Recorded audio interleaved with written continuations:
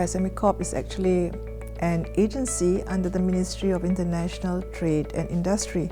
What's our core business? In actual fact, what we do is we oversee the development of SMEs here in Malaysia, looking into not only their capacity building needs, but also in terms of their financial needs. And here also we provide a policy role in that we make sure that our SMEs are able to survive within an ecosystem that is conducive for SMEs. In SME Corp, we use the national standard definition of SMEs, and we divide them into two categories. The first category is for the manufacturing sector, and for the manufacturing sector we define SMEs as those companies with sales turnover of not more than 50 million ringgit, or they have got full-time employees of not more than 200.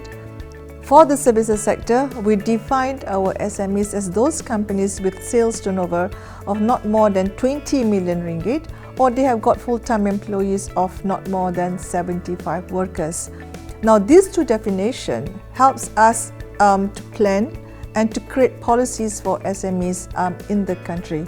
Now, what's important is really how does we categorize in looking into those subsectors. For SME Corp, our business is to make sure that all economic sectors of SMEs can survive and they are all into business. Only two categories that we do not oversee or look into, and that is finance as well as insurance. All other economic sectors are under the purview of SME Corp Malaysia, as well as also all the different ministries and agencies in Malaysia.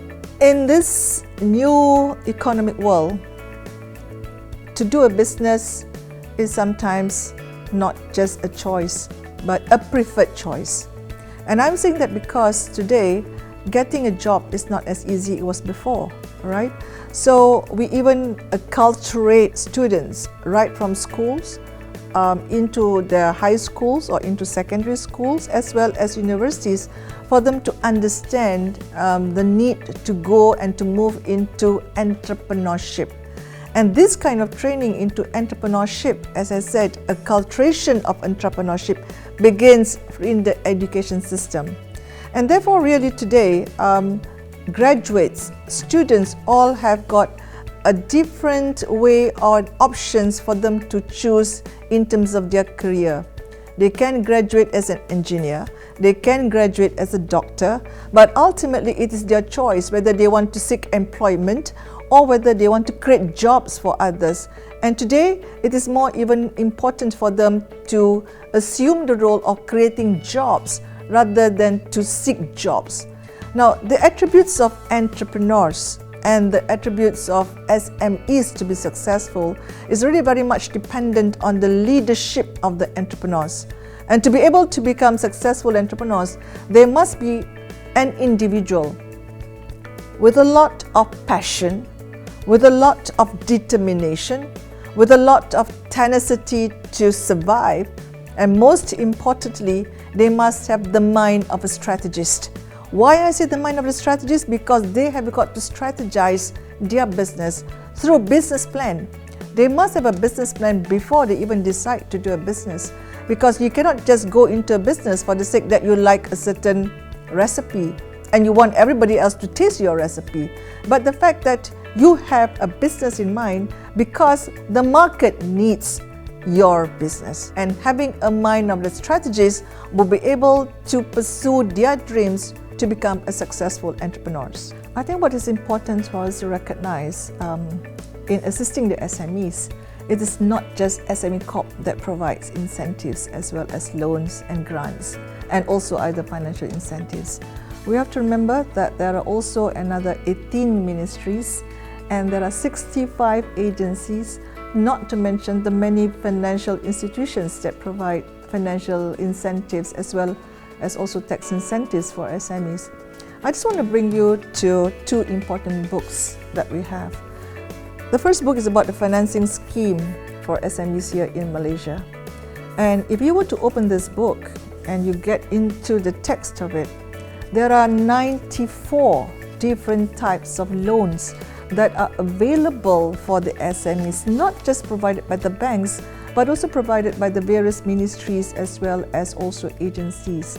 In addition to the 94 types of loans, there are 8 types of grant schemes, 8 types of venture capital schemes, as well as also you can see also in this book that we have also a different kind of guarantee schemes, which is more than 14 types of guarantee schemes that are given by the government. So in terms of financial incentives, there are a lot that are being provided by the various agencies, the various ministries, as well as the banking sector.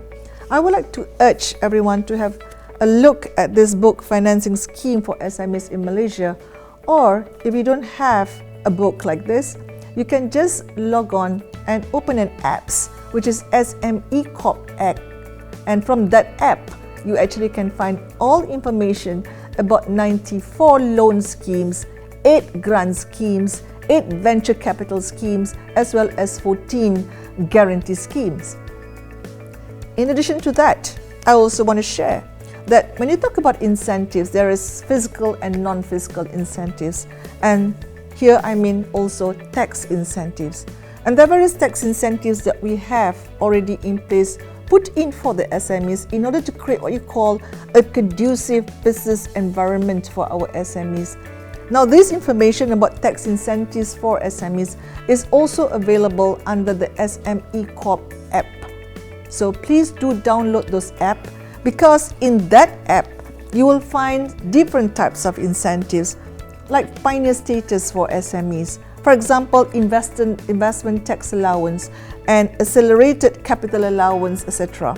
We also have in this book incentives for the manufacturing sector and also incentives for the services sector. There are a whole host of incentives, more than 12 types of incentives, tax incentives in this case, that a lot of SMEs can enjoy in doing their business. And they know all the different types of financing schemes for SMEs in Malaysia. I would say they are ready to do their business.